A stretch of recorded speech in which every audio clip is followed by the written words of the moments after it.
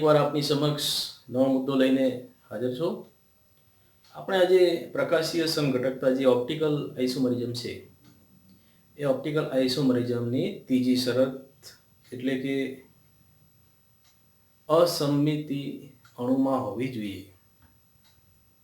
અણુ સમમિત ન હોવો જોઈએ અથવા તો એને કહેવાય અનસિમેટ્રિક. અસમમિતિ અણુ હોવા માટેના બે ઘટકો છે એ ગેરહાજર હોવા જોઈએ તો અસમિત બને. એટલે કે બે પીઓએસ અને સીઓએસ, પ્લેન ઓફ સિમેટ્રી અને centre of symmetry. Plane of symmetry એટલે સમમિતિ તલ કહેવાય છે અને સેન્ટર ઓફ સિમેટ્રી એટલે સમમિતિ કેન્દ્ર અથવા તો સમમિતિ બિંદુ કહેવાય છે. આ બે ઘટકો જો ગેરહાજર હોય મોલિક્યુલમાં તો મોલિક્યુલ સમમિત નથી. એને આપણે અનસિમેટ્રિક અથવા તો ડાયસિમેટ્રિક કહીએ છીએ. એ શરત વિશે ઓપ્ટિકલ આઇસોમરિઝમ અણુ બને એના માટેની એક શરત છે એ આપણે આજે ભણીશું. ઓકે, આજે આપણે પ્રકાશીય સમઘટકતામાં બીજી શરત જે છે પ્લેન ઓફ સિમેટ્રી અને સેન્ટર ઓફ સિમેટ્રી, જે સિમેટ્રીના ઘટકો છે, આ બે ઘટકો જો અણુમાં હાજર હોય તો એ આરામથી પ્રકાશ ક્રિયાશીલતા વગરનું એટલે કે પ્રકાશ અક્રિયાશીલ કહેવાય છે. આપણે પ્રકાશીય સમઘટક શોધવાનું છે પણ જો આ બે સિમેટ્રી સમમિતિ હાજર હોય અણુમાં તો એ અણુ છે એ અસમમિત હોય છે. કેવો હોય છે? અસમમિત હોય છે. આપણે પહેલા સમમિતિ એટલે શું પહેલા એ સમજી લઈએ, શોર્ટલી સમજી લઈએ. સમમિતિ એટલે શું? સમમિતિ એટલે કોઈ આકાર છે,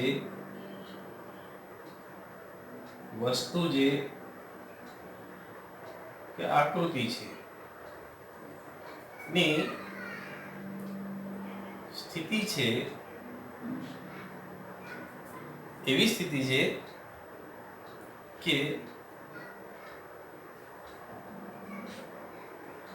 જે સ્થિતિમાં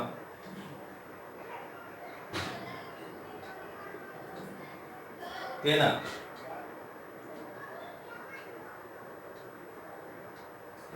બે સમાન ભાગ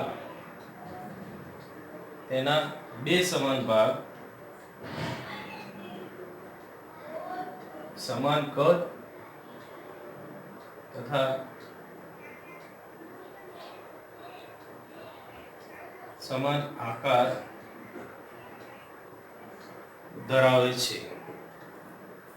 જે સ્થિતિમાં તેના બે સમાન ભાગ કરતા સમાન કદ તથા સમાન આકાર ધરાવે છે. એટલે કે આ સ્થિતિ છે સમમિતિ એ અણુની સ્થિતિ છે જેના ગમે તે રીતે એની હો આપણે બે ભાગ કરીએ છીએ, બે સમાન ભાગ, ત્યારે એના કદ અને આકાર સમાન હોય છે. ઓકે, બીજી રીતે કહીએ તો કોઈ એક આકૃતિ ધરાવતું હોય અથવા તો કોઈ એક વસ્તુ છે અથવા તો કોઈ એક આકાર છે, એના ઉપર ગમે તે ઓપરેશન કરવામાં આવે છે એને આપણે સમમિતીય ઓપરેશન, સિમેટ્રિકલ ઓપરેશન કહીએ છીએ. એ સિમેટ્રિકલ ઓપરેશન કરતા આકૃતિ બદલાય છે ખરી પણ ફરી પાછી મૂળ આકૃતિમાં પણ આવી જાય છે. એટલે ઓપરેશન કરવામાં આવે ત્યારે આકૃતિ જ્યારે મૂળ સ્થિતિમાં હોય ત્યારે થોડો બદલાવ કરી અને પાછી મૂળ સ્થિતિમાં પણ આવી જાય છે. ત્યારે એ પ્રકારની પણ સમમિતિ જોવા મળે છે.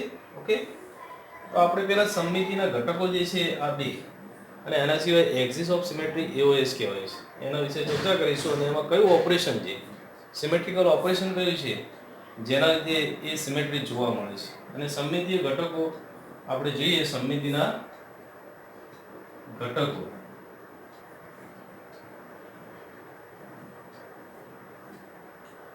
અને સાથે આપણે આને એલિમેન્ટ્સ ઓફ સિમેટ્રી કહેવામાં આવે છે.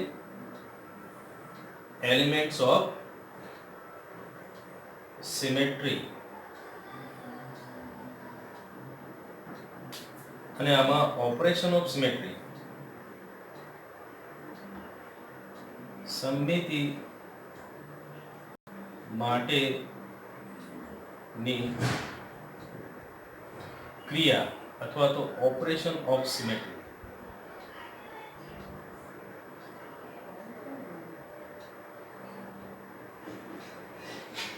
કહેવામાં આવે છે. મિત્રો અહીંયા આપણે એક plane of symmetry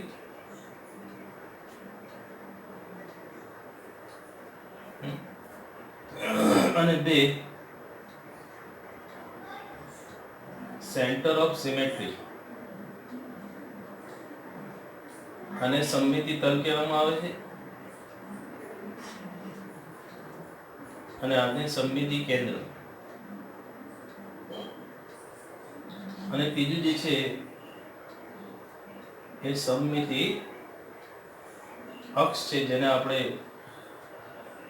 axis of symmetry કહીએ છીએ અને આપણે શોર્ટમાં યુએસ અને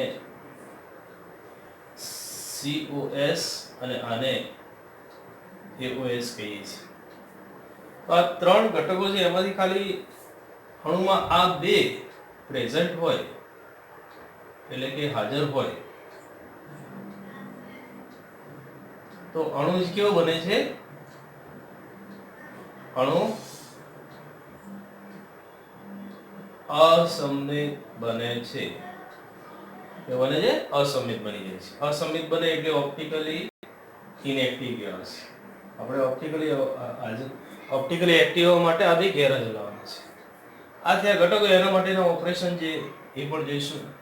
હવે સમમિતિના કેટલાક ઉદાહરણો છે. એ કેટલાક સમમિતિ શેમાં જોવા મળે. દાખલા તરીકે આ અહીંયા હું સમજાવું છું તમને કે કયા કયા ઓપરેશન છે. સમમિતિ અહીંયા દાખલા તરીકે આ દેખો કે અહીંયા સમાન ભાગ કર્યા છે એટલે આ ભાગ અને આ ભાગ જે છે એ સરખા છે, સમાન આકૃતિ, બરાબર. આ ઉપરાંત જે છે ગોળ આકૃતિ હોય દાખલા તરીકે એને વચ્ચેથી આ રીતના કાપીએ છીએ તો આ એક પ્રકારની ક્રિયા કહેવાય, સિમેટ્રિકલ ઓપરેશન કહેવાય. ઓકે. અને આ જે છે એ આપણે પ્લેન વિચારી લઈએ કે પ્લેન છે તો આને આપણે પ્લેન ઓફ સિમેટ્રી કહીએ છીએ. આ એક પ્રકારનું એલિમેન્ટ છે જે એના પર લાગુ પાડવાનું છે અને એને એલિમેન્ટને સક્રિય કરવા માટે એટલે કે સમમિતિ છે કે નહીં એ એલિમેન્ટને લાગુ પાડવામાં આવે છે. લાગુ પાડવા માટે એના માટે ઓપરેશનની ક્રિયા કરવામાં આવે છે. અહીંયા ઓપરેશનની ક્રિયા કઈ છે? તો અહીંયા જે ઘટના જોવા મળે છે આ પ્લેન વડે એ રિફ્લેક્શનની ક્રિયા જોવા મળે છે. એટલે કે અહીંયા પ્લેન ઓફ સિમેટ્રી છે એમાં રિફ્લેક્શન અથવા તો આપણે જેને કહીએ છીએ ફ્લિપિંગ અથવા તો મિરર ઇમેજ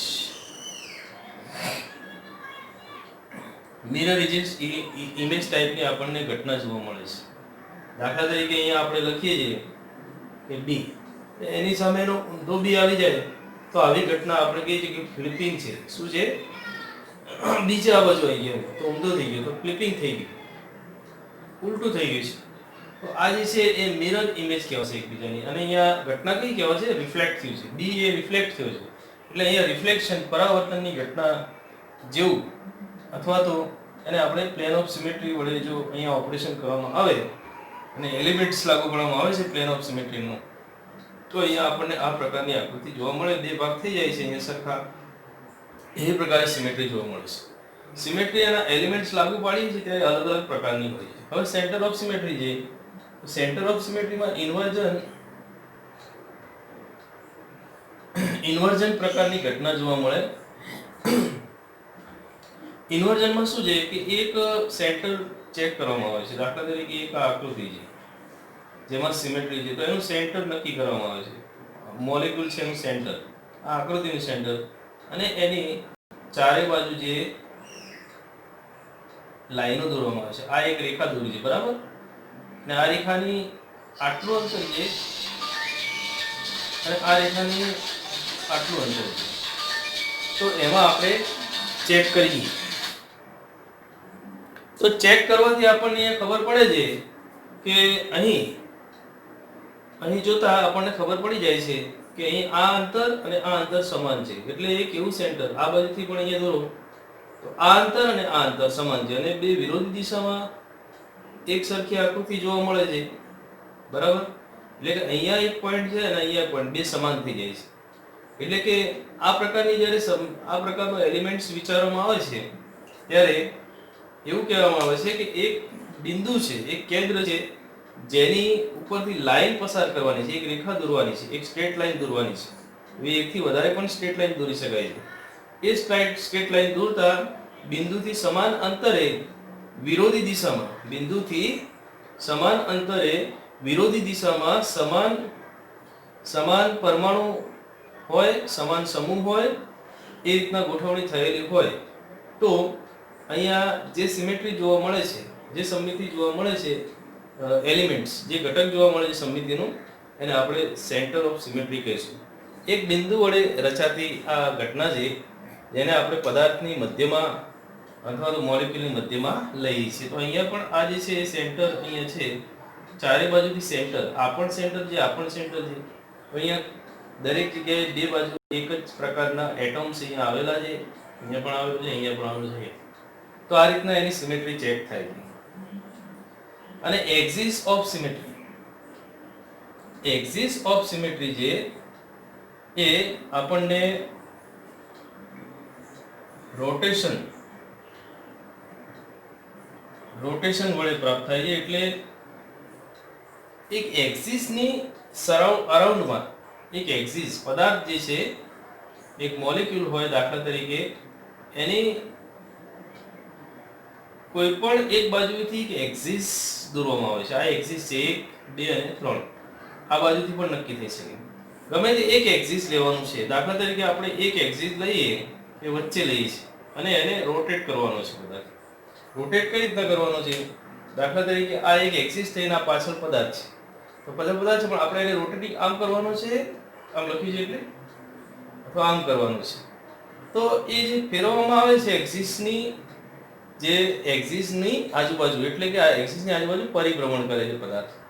અને એ પરિભ્રમણ કરતા જે મૂળ આકૃતિ છે, એવી ને એવી આકૃતિ, એવી ને એવી આકૃતિ અહીંયા આગળ છે, એવી પાછળ જશે. તો અહીંયા મૂળ આકૃતિ નથી, પાછળ જશે તો મૂળ આકૃતિ આવી જશે. તો એ આકૃતિ રિપીટ કેટલી વાર થાય છે, એ આકૃતિ રિપીટ કેટલી વાર થાય છે, તો એ રિપીટ થાય છે, એ રિપીટેશનને આપણે એક્સિસ ઓફ સિમેટ્રી કહીએ છીએ, રોટેશન કરતા.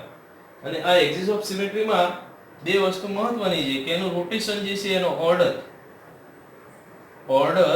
ઓફ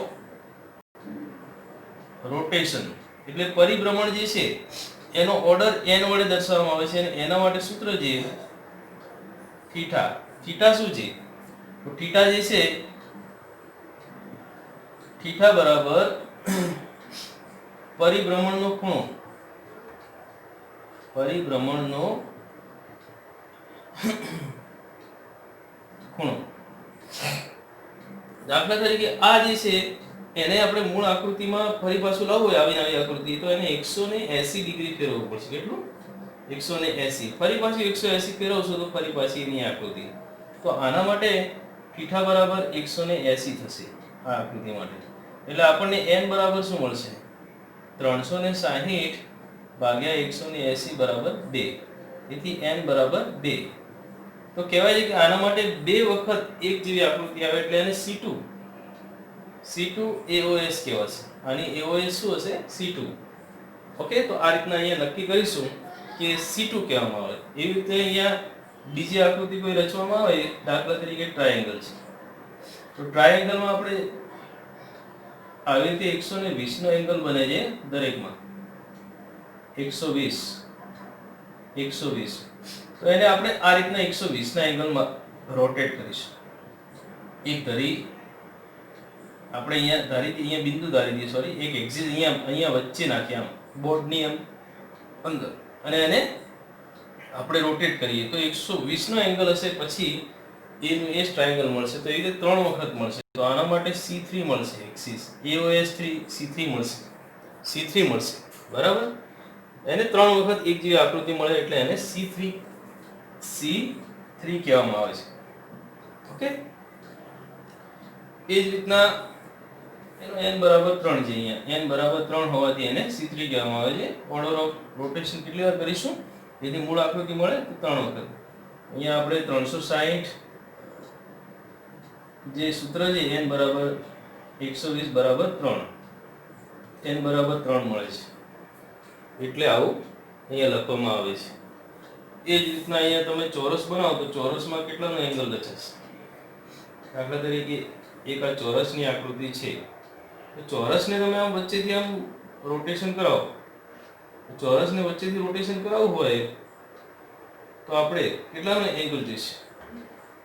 અહીંયાથી એક અંદર ઘુસાડ દો, અહીંયા આપણે 90 નો એંગલ હોય, 90 ડિગ્રીના એંગલે તમારે 4 વખત ફેરવો તો 4 વખત એકની એક આકૃતિ મળશે. એટલે આના માટે n બરાબર 360 ભાગ્યા 90 બરાબર n બરાબર 4. તો આ ચોરસ માટે અહીંયા C4 EOS મળશે. એ જ રીતના તમે વિચારો કે વર્તુળ માટે શું થાય, વિચારી શકો છો? એકદમ વર્તુળ આકૃતિ હોય અને એના માટે કેટલા મળી શકે, બોલો? કોઈ ગેસ કરી શકે છે અહીંયા?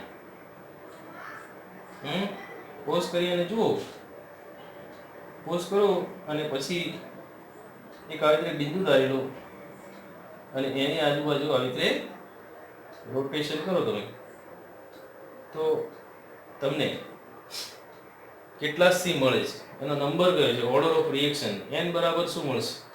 તો અહીંયા મિત્રો આ જણાવી દઉં કે અહીંયાથી જ્યારે આપણે પરિભ્રમણ કરીએ છીએ ત્યારે 360 ના એંગલમાં જ્યારે પરિભ્રમણ કરાવીએ છીએ ત્યારે વર્તુળની અંદર સેમ આકૃતિ દરેક વખતે મળે છે. તો એના માટે આપણે n c ઇન્ફિનિટિવ થશે, કારણ કે n બરાબર ઇન્ફિનિટિવ થાય, n બરાબર ઇન્ફિનિટિવ થાય, કારણ કે 360/θ છે તો એ અનેક વખત એનો થીટા બદલાય છે, એટલે એનો થીટા જે છે અનિશ્ચિત છે. એટલે 360 ભાગ્યા અનિશ્ચિત હોય ત્યારે આપણે એને ઇન્ફિનિટિવ કહીએ છીએ. તો આ એક્સિસ ઓફ સિમેટ્રીમાં તમને કઈ રીતના એક્સિસ ઓફ સિમેટ્રી છે, તો એક પ્રકારનું એક્સિસ રચવામાં આવે છે, કાલ્પનિક એક્સિસ. અહીંયા કાલ્પનિક એક્સિસ આમ ઊભું છે તો એની ફરતે પરિભ્રમણ કર્યું છે આકૃતિનું, અહીંયા પણ આકૃતિનું પરિભ્રમણ કર્યું છે, અહીંયા પણ ત્રિકોણમાં આકૃતિનું પરિભ્રમણ કર્યું છે. તો આપણને શું મળે છે? એક પ્રકારની આકૃતિ ફરી પાછી મૂળ સ્વરૂપે પાછી મળે છે. તો કહેવાય કે ત્યાં આગળ એ સમમિતિ કહેવાય છે. તો જો કોઈ અણુ આવી સમમિતિ ધરાવતો હોય એક્સિસ ઓફ સિમેટ્રી, તો એ પ્રકાશીય સમઘટકતા ધરાવતો નથી. પણ આપણે ફક્ત અહીંયા આ બે જ જોવાની છે. પરીક્ષામાં તમારે પ્લેન ઓફ સિમેટ્રી અને centre of symmetry, okay? Plane of સિમેટ્રીમાં એક પ્લેન વડે બે ભાગ કરવામાં આવે છે, પદાર્થના સરખા, મોલેક્યુલના સરખા, તો એ પ્લેન ઓફ સિમેટ્રી હશે એમાં. અને સેન્ટર ઓફ સિમેટ્રી એટલે એક સેન્ટર બનાવવામાં આવે છે. એ સેન્ટરની બંને બાજુ સરખા અંતરે વિરોધી દિશામાં જો એક જેવા સમૂહો મળી જાય, આઇડેન્ટિકલ સમૂહ અથવા તો કોઈ આઇડેન્ટિકલ એટમ મળી જાય, ત્યારે એ પદાર્થ સિમેટ્રિકલ છે. અને સિમેટ્રિકલ હોય આ બેમાંથી કોઈ પણ એક હોવી જોઈએ, સિમેટ્રિક. અહીંયા આપણે આ લખી દઈશું, તમે પોઝ કરીને. સમમિતિ હોવા માટેની શરતો છે,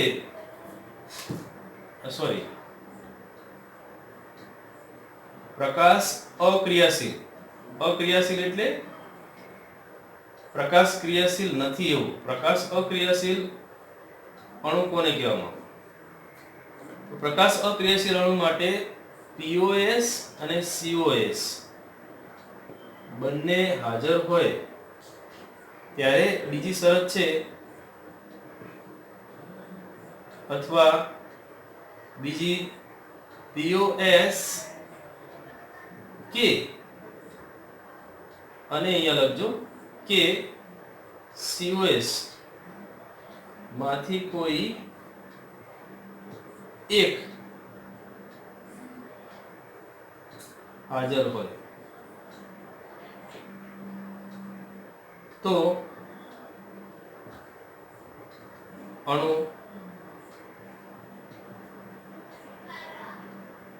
અણુ જે છે એ પ્રકાશ અક્રિયાશીલ, એટલે કે એમાં ઓપ્ટિકલ એક્ટિવિટી હોતી નથી. કિરાલિટી વડે આપણે સમજી ગયા છીએ, કિરાલ સેન્ટર વડે. પણ પદાર્થ બીજી રીતે જોવા જઈએ તો ક્યારે પ્રકાશ ક્રિયાશીલ બને છે? આ બંને હાજર છે એટલે અક્રિયાશીલ છે. જો બંને ગેરહાજર હોય ફરજિયાતપણે તો એ ક્રિયાશીલ બને, અને એમાં પછી ઓપ્ટિકલ એક્ટિવિટી પ્રકાશીય સમઘટકતા જોવા મળે છે. ઓકે, તો અહીંયા એ વાતને બરાબર સમજી લેવાની છે. હવે આપણે ઉદાહરણ સહિત થોડુંક જોવાનું છે. મિત્રો અહીંયા જણાવી દઈએ કે આ સમમિતિ જે છે એ ખાલી અહીંયા કેમિસ્ટ્રીનો પોઈન્ટ નથી. અહીંયા તો બહુ ડિટેલમાં હોય છે સમમિતિ ભણવું તો. સમમિતિના કુલ 23 ઘટકો છે. 23 માંથી 23 ગેરહાજર હોય તો એને અસિમેટ્રિક કહીએ છીએ અથવા અનસિમેટ્રિક કહીએ છીએ. પણ અહીંયા POS અને COS એટલે પ્લેન ઓફ સિમેટ્રી અને COS સેન્ટર ઓફ સિમેટ્રી જ ખાલી બે ઘટકો ખાલી ગેરહાજર છે. ત્યારે એને આપણે કહી શકીએ પ્રકાશ ક્રિયાશીલ હોઈ શકે છે. કારણ કે આપણે કિરાલ સેક્ટર પણ ચેક કરવું પડે છે. આ એક શરત છે. બીજી 3 શરતો મેં ગયા લેક્ચરમાં સમજાવેલી છે તમને. ઓકે, એ પણ જોઈ લેજો લેક્ચરમાં. સમમિતિ જે છે એ નોર્મલી નેચરને ફેવર કરે છે. આપણા શરીરના સરખા બે ભાગ કરીએ તો પણ એ સમમિતિ ધરાવે છે એ પણ આપણે જાણીએ છીએ. અને એ સમમિતિનું સારું ઉદાહરણ છે. નેચરમાં જે છે પતંગિયું છે, પતંગિયાના બે ભાગ કરીએ છીએ. કોઈ આ રીતના દાખલા તરીકે આપણે એક્ઝામ્પલ લઈએ કે આવી રીતે પતંગિયું હોય અને એને વચમાંથી આવી લાઈન દોરવામાં આવે તો એ સમમિતિ છે. બરાબર. તાજમહેલ સ્થિતિ સ્થાપત્ય કલા જે છે તાજમહેલ છે અને વચ્ચેથી આમ ભાગ કરીએ તો પણ એના બે સરખા ભાગ દેખાય, સમમિતિ છે. બરાબર. એ એક પ્રકારની પ્લેન છે, એક રેખા છે જેના બંને બાજુ એક જેવા ભાગ થઈ જાય છે, સમાન ભાગ થઈ જાય છે. તો એ સિમેટ્રી સમમિતિના ઉદાહરણો છે. રંગોળી એક જેવી હોય છે. રંગોળીમાં પણ આપણે વચ્ચે લાઈન કરીએ તો રંગોળી બંને બાજુ એક જેવી દેખાય છે. તો કુદરતમાં પણ ક્યારેક આવી જે છે એ આકૃતિઓ સમમિતિ ધરાવતી હોય છે. તો સમમિતિના આપણે ઉદાહરણ જોઈશું કે અહીંયા POS અને COS હાજર છે કે કેમ. એક્સિસ ઓફ સિમેટ્રી અહીંયા ચર્ચા નથી કરવાની. એક્સિસ ઓફ સિમેટ્રીની આપણે કોઈ પણ પ્રકારની જરૂર નથી. ખાલી બે POS અને COS ગેરહાજર હોય અને તો જ પદાર્થ પ્રકાશ ક્રિયાશીલ હોય. પણ બે હાજર હોય ગમે તે મેં શરત દર્શાવી છે એ બેમાંથી કોઈ પણ એક જો હાજર હોય તો પ્રકાશ અક્રિયાશીલ પદાર્થ કહેવાશે. પહેલાની વાત કરીએ જે POS છે કે નહીં. તો પહેલાની વાત કરીએ છીએ કે દોરી દઈએ આપણે પદાર્થને. અહીંયા ફર્સ્ટ નંબરનું છે હરી H.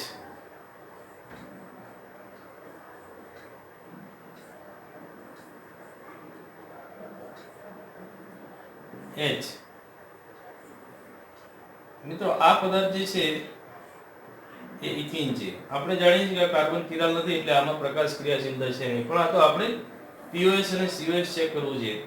અહીંયા POS છે કે નહીં. તો અહીંયા એવું પ્લેન ચર્ચવાનું છે, એવું પ્લેન કલ્પવાનું છે. અહીંયા આ સિમેટ્રીના ઘટકો છે એ ફક્ત એક કલ્પના છે. કલ્પિત બિંદુ હોય, કલ્પિત પ્લેન હોય છે, સમતલ કે જેની આજુબાજુ સિમેટ્રી જોવા મળે છે. ઓકે. તો અહીંયા આ પ્લેન છે. તમે વિચારો કે આ પ્લેનની આજુબાજુ CHH બંને સરખા છે. એક આ POS મળે છે, બીજું આ પણ POS છે. હવે દેખો કે ઉપર એ બે અને આ જે છે એને આપણે એક સ્ફેર વડે કલ્પી દેવાનું. સ્ફેર એટલે ગોળાઓ. આપણે આમે એટમને કઈ રીતના કલ્પીએ છીએ? ગોળ, સ્ફેર, ગોળો. અને એને કટ કરીએ. જેમ આપણે ગોળ જામફળ હોય એને કટ કરીએ છીએ વચમાંથી તો બે ભાગ થઈ જાય. એવી રીતે અહીંયા પણ કટ કરીએ તો અડધો ભાગ ઉપર જતો રહેશે આમ અને અડધો ભાગ નીચે જતો રહેશે. એ જ આપણે કલ્પવાના છે. આ પણ જે છે ગોળાઓ જ કલ્પવાના છે. જ્યારે ત્યારે આપણે એને પણ કટ કરવાના થાય તો આપણે ગોળાઓ છે એમ સમજીને કટ કરીશું. ગોળાઓ છે એમ સમજીને કટ કરીશું. તો તમે અહીંયા સિમેટ્રી છે. હવે બીજી સિમેટ્રી કઈ છે? તો બીજી સિમેટ્રી અહીંયા આ આખા સમતલમાં જોવા મળશે. આખું એક તલ જે સિમેટ્રિકલ જે આપણે જાણીએ છીએ કે ઇથિનમાં sp2 સંકળન સમતલીય આકૃતિ પ્લેનર. આપણે દાખલા તરીકે આ આકૃતિ આવી પ્લેનમાં છે. હવે એને સામેથી દેખવામાં આવે તો ખાલી એક જ સમતલમાં દેખાય ત્યારે એને વચ્ચેથી કાપીએ, વચ્ચેથી સ્લાઇસ જેવું કાપીએ, સ્લાઇસ, તો આખો ભાગ છે એ બે ભાગમાં પરિવર્તિત થઈ જાય છે. બે ભાગમાં પરિવર્તિત થઈ જાય. દાખલા તરીકે અને આપણે વચ્ચેથી કાપીએ તો બે સરખા ભાગ આપણને મળી જાય છે. બે સરખા ભાગ મળી જાય એટલે કહી શકીએ કે આ H પણ અડધો કપાશે, આ પણ H અડધો કપાશે, કાર્બન પણ અડધો કપાશે, આ પણ કાર્બન અડધો કપાશે, H અડધો કપાશે અને H અડધો કપાશે. એક ભાગ આખો આવત જશે, બીજો ભાગ સમતલમાં પાછળની બાજુ. તો આ રીતના આપણને બે સમાન આકૃતિઓ મળે છે. વચ્ચેથી ફોલ્ડ અહીંયા વચ્ચેથી કાપી દીધેલો ભાગ છે એ રીતના સમજી લઈએ. તો આ આખો ભાગ અને આ આખો ભાગ. એ રીતે કાપતા વચ્ચેથી. તો ત્રીજી સિમેટ્રી તો અહીંયા POS ની સંખ્યા એ 3 છે, પણ આપણે ખાલી POS હાજર છે એટલે વિચારીએ. હવે COS છે કે નહીં, COS માટે અહીંયા બ્લુ પેન દર્શાવું તમને કે અહીંયા એક સેન્ટર આપણે ધારી લઈએ કે સેન્ટર ધારી લઈએ અને બંને બાજુ કાર્બનનું જે છે એટમનું આપણે દરેક એટમનું વિચારવાનું છે. અહીંયા આ અંતર છે અને આ અંતર છે સરખું છે. આ હાઇડ્રોજન છે ઓપોઝિટ સાઈડમાં છે અને આ પણ ઓપોઝિટ સાઈડમાં છે. આ બંનેનું અંતર અહીંયાથી સરખું છે. સ્ટ્રેટ લાઈન અહીંયાથી દોરવાની છે, સોરી સ્ટ્રેટ લાઈન અહીંયાથી આપણે દોરવાની છે. અહીંયા એક જ બિંદુ આગળથી પસાર થવી છે, સીધી રેખા, અને એ રેખામાંથી બધા જ જે છે ગોઠવાયેલા સમૂહ છે ઓપોઝિટ દિશામાં આઇડેન્ટિકલ એક જેવા છે, HH CC, અને આ બાજુ પણ જોતા હાઇડ્રોજનનું અંતર સમાન છે. તો આપણને આ હાઇડ્રોજન થી આ હાઇડ્રોજન જે છે સમાન અંતરે વિરોધી દિશામાં આઇડેન્ટિકલ એક જેવા સમૂહ છે. સેન્ટરથી આ સેન્ટર દોરી છે, સેન્ટર, અને અહીંયાથી પણ અહીંયા જોઈએ તો સેન્ટર, અને આ કાર્બન પણ સેન્ટરમાં છે, સોરી સેન્ટરથી સમાન અંતરે આવેલા છે. તો આને આપણે સેન્ટર ઓફ સિમેટ્રી કહીશું. અહીંયા COS પણ હાજર છે, COS પણ હાજર છે. એટલે આ ઇથિન જે છે એ TOS અને COS ધરાવે છે. પદાર્થ કેવો છે? સમમિત થયો, અને પદાર્થ સમમિત થયો એટલે એ કેવો થયો? Optically inactive. ઓપ્ટિકલી ઇનએક્ટિવ એટલે ખબર છે ને મિત્રો? પ્રકાશ અક્રિયાશીલ થયો. પ્રકાશ અક્રિયાશીલ, પ્રકાશ અક્રિયાશીલ એટલે કે એમાં પ્રકાશીય સમઘટક મળશે નહીં. બીજું વાત આપણે ચર્ચા કરીએ, બે સમજાવી દીધા પછી ફટાફટ આપણે જઈશું, કારણ કે ધીરે ધીરે એક બે ઉદાહરણ લઈ લઈએ પછી આપણે ફટાફટ POS ને COS નક્કી કરી દઈએ. હવે આ આકૃતિ લંબચોરસ છે, અહીંયા વિચારો કે આ આકૃતિ લંબચોરસ છે. CL અહીંયા છે અને I અહીંયા છે.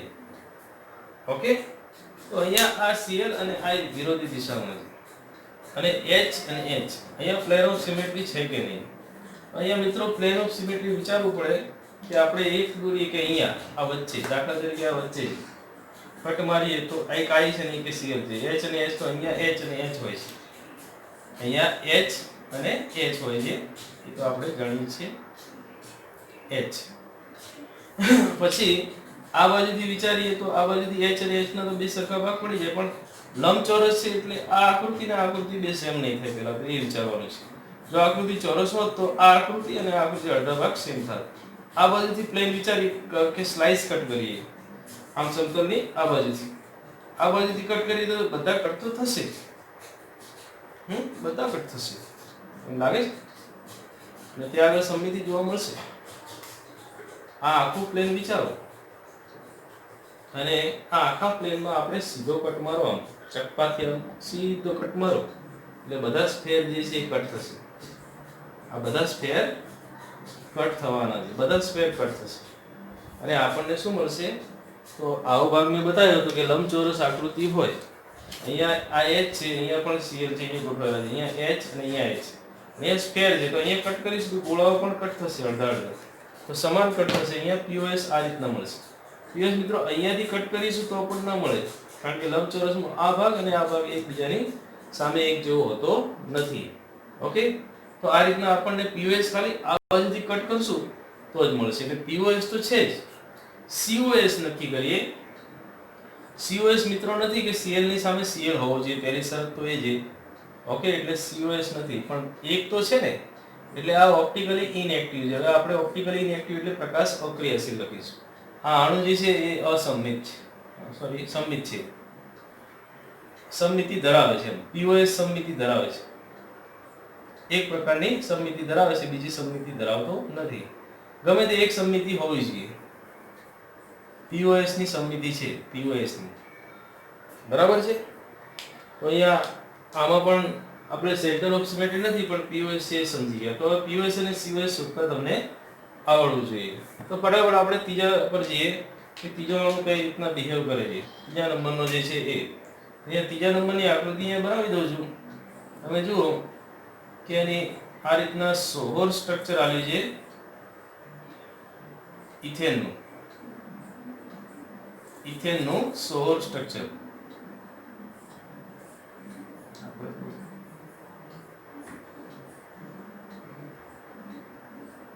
તો ઇથેનનું આ રીતના સોર સ્ટ્રક્ચર આપેલું છે ને આપણને ખબર છે ન્યુમેન સ્ટ્રક્ચર કેવું હોય છે.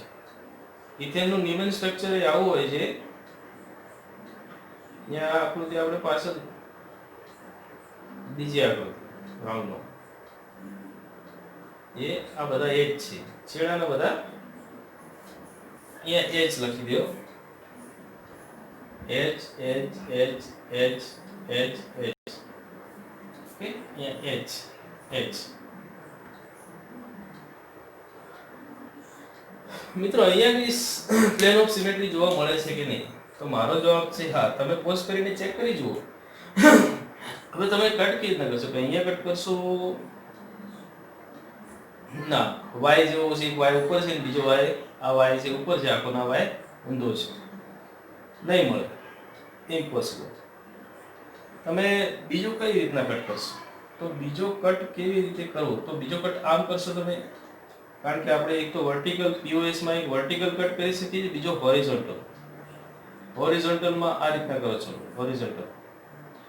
બીજો કટ ત્રાસો કરી શકીએ. હોરિઝોન્ટલમાં દેખો તમે એક આની સામે આવું આવું છે, બે એચ છે તો સામે ઉપર એ પણ આ તો ઓપોઝિટમાં છે એટલે થશે નહીં. આ આકૃતિને જ્યાં છે ત્યાંથી જ કાપો ત્યાં જ દેખો કે આની ઉપર આ જ આવું છે.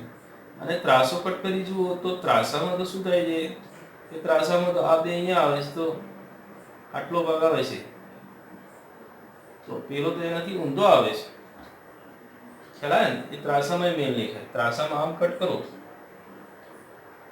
તો આ ભાગ જે છે એ એનાથી ઊંધો જ આવે છે ને, આ નીચે હોવો જોઈએ, સામે વાળો ભાગ નીચે હોવો જોઈએ. એ તો આ જ કટ થયું કે અહીંયા આ ઊભો કટ કર્યો, આ ત્રાસો કર્યો છે. પણ એક આખું પ્લેન, મેં કીધું કે આખું પ્લેન લઈ અને આમ ત્રાસો કાપી જુઓ કઈ રીતે. આ બે છે ને આપણે સામેથી વિચારીએ કે અહીંયાથી સીધો કટ, આ આકૃતિ બરાબર છે, આમાં y દેખાય છે આ જ, અને પાછળ પેલો છે ભાઈ.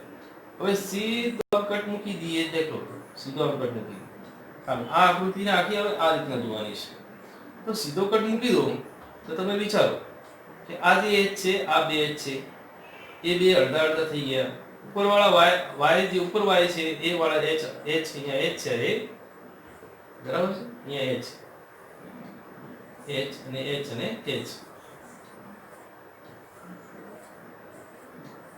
આ બે એચ કાપવાથી અહીંયા અડધાથી આ જે એચ કપાઈ ગયો, બરાબર. આની સામે એચ આવી ગયો, આની સામે એચ આવી ગયા, દેખો કપાવાથી અહીંયાથી કાપો.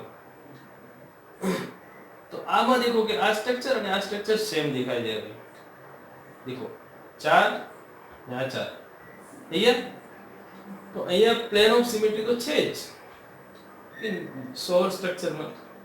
તો POS છે, અહીંયા POS છે, COS પણ છે. અહીંયા COS સીધી રીતે દેખી શકાય કે અહીંયા આપણે સેન્ટર વચ્ચે દોરી દઈએ, અહીંયા સેન્ટર છે, અહીંયા આનું સેન્ટર.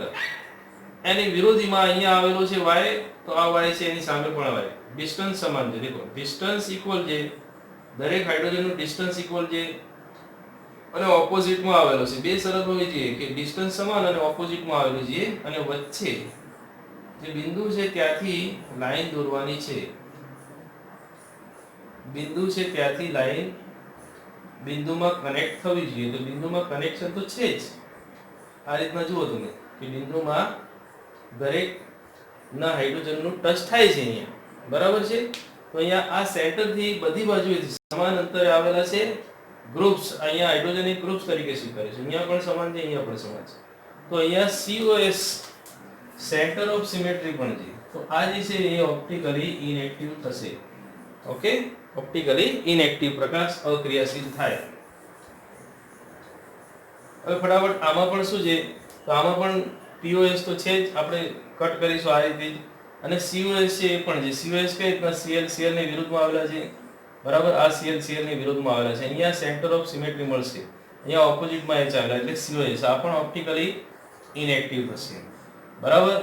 5 નંબરનો છે, એમાં 5 નંબરમાં દેખો તમે તો 5 નંબરમાં આ રીતે સ્ટ્રક્ચર આપેલું છે.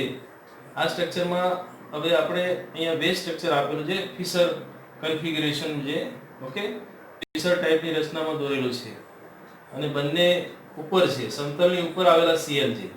સમતલની ઉપર આવેલા સીએલ છે કે દાખલા તરીકે આ જે પ્લેન છે સમતલ ત્રિકોણ ધારેલી આખું અને એની ઉપર આમ સીએલ આવેલા છે બંને, એટલે આપણે કહી શકીએ કે આ અહીંયાથી કટ કરીએ તો આ પ્લેન ઓફ સિમેટ્રી તો મળશે જ. બરાબર, અહીંયાથી પ્લેન ઓફ સિમેટ્રી નહીં મળે કે આ સીએલ અડધો થઈ જાય, પણ આ તો આખો છે ને. બરાબર, આ બાજુ કઈ નથી, આ રીતના આ બાજુ પણ કઈ નથી, તો આ બે બાજુથી પ્લેન ઓફ સિમેટ્રી નહીં મળે.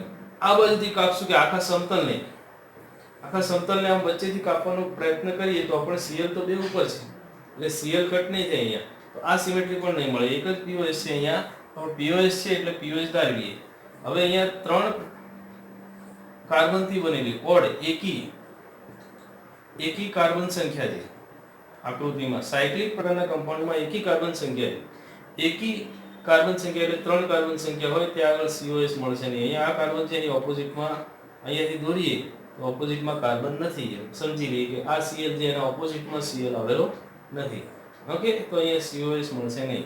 તો આમાં COS નથી, પણ આ એક તો છે ને એ ઓપ્ટિકલી ઇનએક્ટિવ કહેવાશે. આપણે જોઈએ તો અહીંયા આપણે પ્લેન ઓફ સિમેટ્રી છે કે નહીં, તો POS અહીંયા ચેક કરીએ તો અહીંયાથી આપણને કટ કરીએ તો શું થાય છે કે આ ઓપોઝિટ દિશામાં આપેલો છે એટલે અહીંયાથી આ પ્લેન ઓફ સિમેટ્રી નહીં ગણાય. બરાબર, પછી આ નીચે છે આ સમતલ છે, આ એક પ્લેન છે, આ આખું પ્લેન છે. અહીંયા આપણે દોરીએ તો આ આખું પ્લેન છે અને આ પ્લેનની ઉપર BR છે, આ BR છે અને નીચે પણ BR છે, આ BR અને આ BR. આવી રીતે સ્ટ્રક્ચર આપણે સમજવાનું છે. તો અહીંયા આપણે વિચારીએ કે આ CH3 અને અહીંયાથી વિચારીએ તો શું થશે હાલત. અહીંયા વચ્ચેથી કટ કરવામાં મુશ્કેલી છે, કારણ કે વચ્ચેથી કટ કરીશું આ BR નીચે જશે, આ ઉપર જશે એટલે સિમેટ્રી નહીં મળે. આપણે આમ કટ કરીએ, આમ એક સમતલ ઉપર છે એને કટ કરીએ તો પણ BR નીચે જાય અને ઉપર આવશે. વચ્ચેથી કટ કરીએ છીએ તો પણ અહીંયા ઉપર BR જતો રહેશે અને BR નીચે જતો રહેશે. આમાં POS છે એ છે નહીં, POS નથી. COS વિચારીએ, COS છે કે નહીં. COS દેખો અહીંયાથી મિત્રો એક પોઈન્ટ બનાવીએ, આ BR અને નીચે છે ઓપોઝિટમાં અહીંયા એક મળી જાય છે. આ CH3 છે, આ CH3 છે, તો અહીંયા પણ સરખા અંતરે મળી જાય છે. તો શું થશે આમ એ COS છે હાજર, COS હાજર હોય ત્યારે આમાં સિમેટ્રી છે. તો આ કમ્પાઉન્ડ જે છે ઓપ્ટિકલી ઇનએક્ટિવ થશે. ઓકે, તો સમજી ગયા ને. COS છે એ આ CH3 ના CH3 સરખા અંતરે આવેલા છે, BR અને BR ઓપોઝિટ સાઈડમાં સરખા અંતરે આવેલા છે. તો અહીંયા POS આપણને જણાતી નથી, કારણ કે સમતલીય આકૃતિ નથી ઉપર અને નીચે. અહીંયા આ વેજ સ્ટ્રક્ચર છે અને આ ડેશ ફિશર આકૃતિ છે. ફિશર આકૃતિમાં જ્યારે નોન પ્લેનર આપણને આપેલા હોય, નોન પ્લેનર સમૂહ આપેલા હોય તેને ઉપર અને નીચે સમજવું છે. આ ડેશ કાળા કલરમાં ઘાટું છે એ આપણે ડેશ કહીએ છીએ, એટલે સમતલની ઉપર, અને આ લાઈન કરેલી છે એને ડેશ કહીએ છીએ. સમતલની નીચે આપણાથી દૂર એટલે કે સમતલની પાછળ છે દૂર, અને આ આપણી સમતલની ઉપર છે એટલે આ બાજુ હોય. એવી રીતે આપણી નજીક છે ને આ આપણી દૂર છે. ચલો બીજું નેક્સ્ટ ચેક કરીએ છીએ. તો 7મા નંબરમાં દેખીએ તો 7મા નંબરમાં જોઈએ તો 7મા નંબરમાં આપણને અહીંયા જુઓ કે 7મા નંબરમાં અહીંયાથી ચેક કરી દઈએ કે શું થાય છે.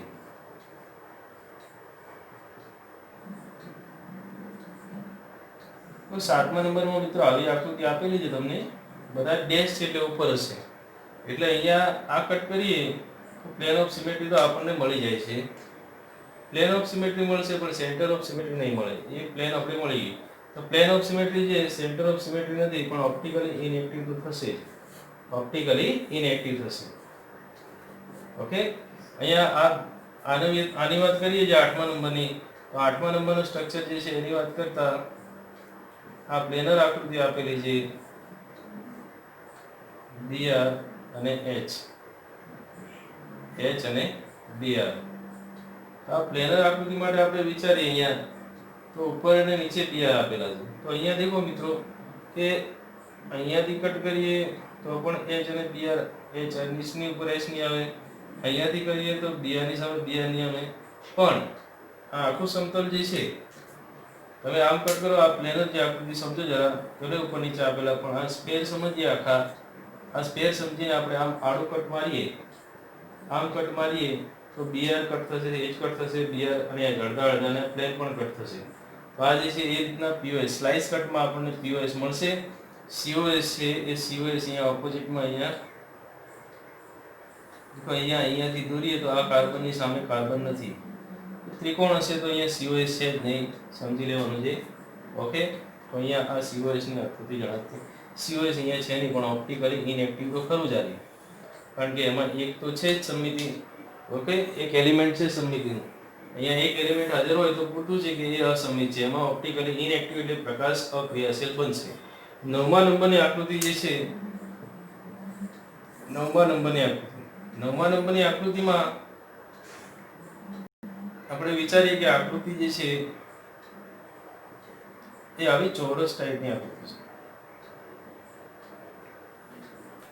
देखो બંનેમાં એંગલ સરખો છે. આમાં એંગલ સરખો છે. Cl વેસ્ટ સ્ટ્રક્ચરમાં આપેલું છે અને એક આવી રીતે ડેશ સ્ટ્રક્ચરમાં Cl આપેલું છે.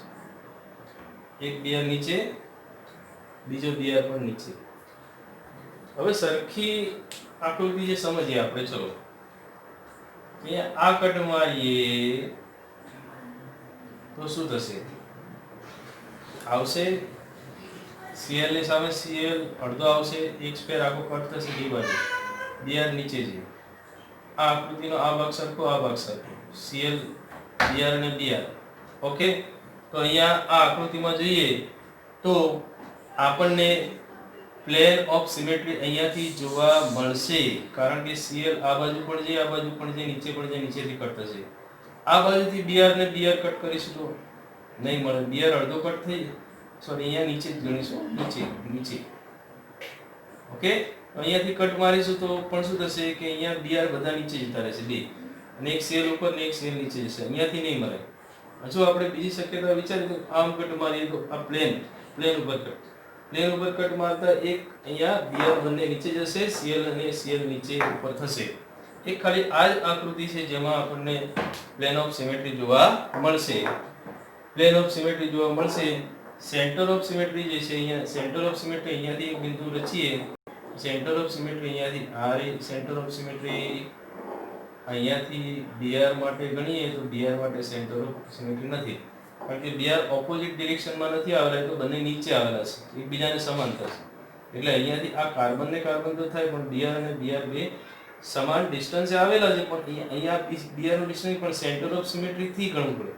આ રેખા ઉપર આવવું જોઈએ, એ રેખા ઉપર આવેલા નથી. ઉપર નીચે હોત તો બીઆર ગણાત, પણ અહીંયા સેન્ટર ઓફ સિમેટ્રી બીઆર ના કારણે મળશે નહીં. એ બંને ઓપોઝિટ ડિરેક્શનમાં નથી, પણ એક જ ડિરેક્શનમાં છે. ઓપોઝિટ ડિરેક્શનમાં હોવા જરૂરી છે, તો અને તો જ એમના અંતર જે છે એ સરખા થશે બંને બાજુ. આ કાર્બન પણ અહીંયા સિમેટ્રી સેન્ટર ઓફ સિમેટ્રીમાં આવશે, પણ બીઆર અહીંયા સેન્ટર ઓફ સિમેટ્રીમાં આવતા નથી. Cl એ સેન્ટર ઓફ સિમેટ્રીમાં આવે છે. ઓકે, નેક્સ્ટ સ્ટ્રક્ચર જોઈએ તો નેક્સ્ટ સ્ટ્રક્ચરમાં ઓપ્ટિકલી ઇનએક્ટિવ થશે. 10 નંબરનું જોઈએ. 10 નંબરમાં પણ આપણે ચોરસ આકૃતિ સમજીએ છીએ.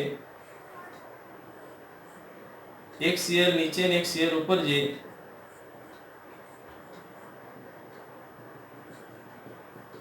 ચોરસ આકૃતિઓથી આ બાજુથી કટ મારો તો નહીં મળે, અહીંયાથી મળશે, કારણ કે એક Cl સ્પેર સમજીશું. આ બંને ભલે ઉપર નીચે રહ્યા પણ બે ભાગ થશે, સરખા થશે. અહીંયા હાઇડ્રોજન ને હાઇડ્રોજન જ છે એટલે ચિંતા નથી.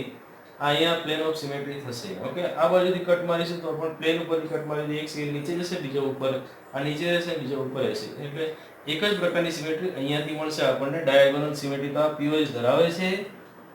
અને સીઓએસ છે મિત્રો, અહીંયા એક સેલ અને આ સેલ નો ઓપોઝિટ અહીંયાથી અહીંયા આ બિંદુ છે, ત્યાંથી આપણે દોરીએ તો આ અંતર સરખું છે, આ પણ અંતર સરખું છે.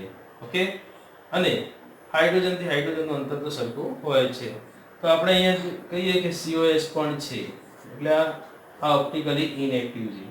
અને લાસ્ટ અહીંયા જે આપેલું છે એને આપણે 11 નંબર આપી દઈએ છીએ. 11 નંબરનું એક વેસ્ટ સ્ટ્રક્ચર છે અને બીજું છે ડેશ સ્ટ્રક્ચર. ઓકે, તો અહીંયા પ્લેન ઓફ સિમેટ્રી છે કે નહીં એ ચેક કરીએ, સેન્ટર ઓફ સિમેટ્રી છે કે નહીં ચેક કરીએ. એ મિત્રો આ જે છે એ કટ કરીએ તો બંને એક નીચે જશે એક ઉપર છે. આ ડેશ ઉપર એ સમતલિયા નીચે. તો અહીંયા પ્લેન ઓફ સિમેટ્રી નથી. અહીંયા પણ દેખો, અહીંયા તો નહીં મળે, અહીંયા પ્લેન ઓફ સિમેટ્રી નહીં મળે, આ બાજુથી પણ નહીં મળે. તો અહીંયા પ્લેન ઓફ સિમેટ્રી નથી. પ્લેન ઓફ પીઓએસ અહીંયા નથી. સીઓએસ તો છે જ નહીં. તો આ જે છે એ બંને નથી, ત્યારે આ કાર્બન કિરાલ થશે. આ કાર્બન પણ, આ કાર્બનની વાત નથી કરવાની, આ કાર્બન કિરાલ થશે. આ કાર્બનમાં બી હાઇડ્રોજન છે, આ કાર્બન ને આ કાર્બન બે કિરાલ થાય. એટલે આપણને એના અહીંયા ઓપ્ટિકલી એક્ટિવ થશે. આ રિંગ કમ્પાઉન્ડ ઓપ્ટિકલી એક્ટિવ થશે. અને આ કમ્પાઉન્ડમાં જે છે એ કહી શકાય કે કિરાલ કાર્બન છે, એટલે કિરાલિટી પણ જોવા મળશે. તો આ રીતના મિત્રો પીઓએસ અને સીઓએસ આવા સ્ટ્રક્ચરથી ચેક કરી શકાય. હજુ પણ કેટલાય સ્ટ્રક્ચર જે તમે ઘરે ચેક કરી શકો, નેટ પર પણ જોઈ શકો છો. ઓકે, તો આ રીતના પીઓએસ અને સીઓએસ, પ્લેન ઓફ સિમેટ્રી અને સેન્ટર ઓફ સિમેટ્રી, સમમિતિ તલ અને સમમિતિ બિંદુ અથવા તો કેન્દ્ર, આ બે ઘટકો એલિમેન્ટ્સ ઓફ સિમેટ્રી કહેવાય, સમમિતિના ઘટકો. આ બે પદાર્થમાં હાજર હોય અથવા તો બેમાંથી એક હોય તો પદાર્થ પ્રકાશ અક્રિયાશીલ છે. અણુ છે એ પ્રકાશ અક્રિયાશીલ છે, એટલે કે એના પ્રકાશીય સમઘટકો પ્રાપ્ત થઈ શકતા નથી એવું સાબિત થાય છે. અને બંને ગેરહાજર હોય અને કાર્બન કિરાલ છે તો આપણે ડેફિનેટલી કહી શકીએ છીએ કે એક કાર્બન કિરાલ હોય અને એમાં આ બંને સમમિતિ જોવા મળતી નથી, પીઓએસ અને સીઓએસ. ત્યારે એ કિરાલ છે. પણ બે કાર્બન કિરાલ હોય ત્યારે આપણે ગઈ વખતે ચર્ચા કરેલ છે કે કિરાલ સેન્ટર 2 હોય, કિરાલ સેન્ટર બે હોય ત્યારે એ અણુ કિરાલ હોઈ પણ શકે અને ન પણ હોઈ શકે. પણ એક કિરાલ કેન્દ્ર હોય ત્યારે ડેફિનેટલી પ્રકાશ ક્રિયાશીલ બને છે. ઓકે, તો આ આપણે સમમિતિના અનુસંધાનમાં આજનું જે લેક્ચર છે એ ભણ્યા. એક શરત છે પ્રકાશ ક્રિયાશીલ હોવાની. ઓકે, પીઓએસ અને સીઓએસ બંને ગેરહાજર હોવા જોઈએ. તમે સમજ્યા હશો એવી આશા રાખું છું. ઓકે.